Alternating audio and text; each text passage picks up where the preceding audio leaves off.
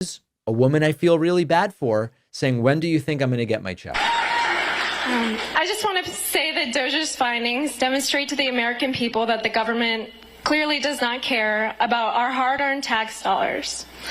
I'm only 26, but I can imagine it's frustrating for people who have worked their entire lives to see their tax dollars going to fraud, waste, and abuse. And you alone have contributed so much money to our government via taxes, so thank you. You're welcome. He contributed $260 million to Trump's campaign. Sorry that your money's not being spent very well. You've clearly shown your leadership and team is capable of transforming our government into something better than what we see today. I just want to say I'm sure I'm not the only one who's wondering, but we know that Doge has found quite a bit of money, and remember, they haven't found any money. We would like to see some of that returned to the American people. Do you have any information on when Doge checks would be written or sent out? It's sort of like, what are you talking about? Sure. Well, I guess we need to be successful at scale. We've made a lot of progress, but there's still a tremendous amount of work to do. Now, remember, he's also claiming mission accomplished and he's leaving. Effectively, as government spending is made more efficient and spending is reduced, the tax by inflation is reduced. By the way, pay really close attention to what he's saying here. One way or another, you will effectively be better off. Did you catch that? So there are no Doge checks coming, okay? What Elon is saying is that the way you will get your money is that all of the savings he found will have a deflationary effect, and spending less on stuff is like getting a refund. Now, we will follow that. We will see if we ever get a negative inflation rate. But this is him saying, you're not really going to get a check per se, but everything's going to be so much cheaper thanks to what I've done that will be your refund. If resources in the United States are not wasted. And it's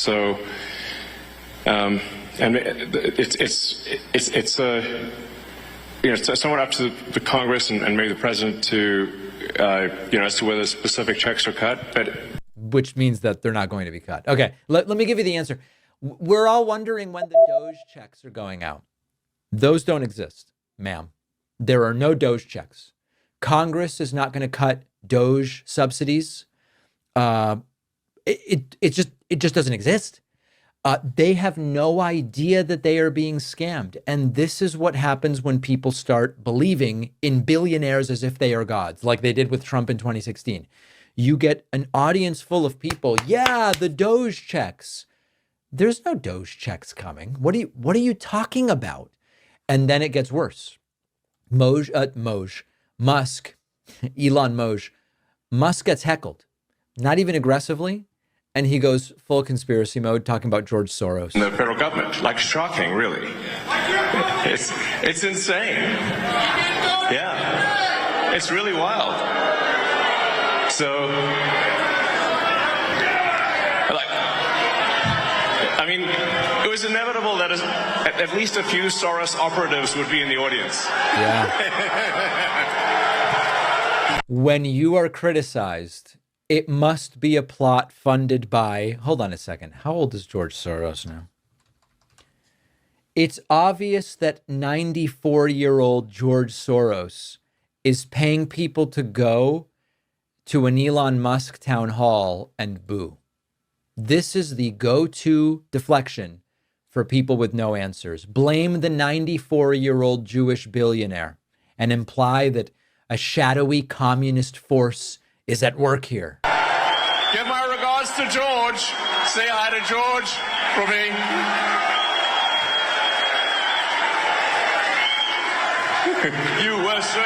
USA. Yeah.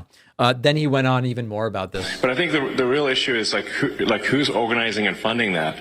Like the same people that organized and funded the infiltrators, who were the hecklers earlier tonight.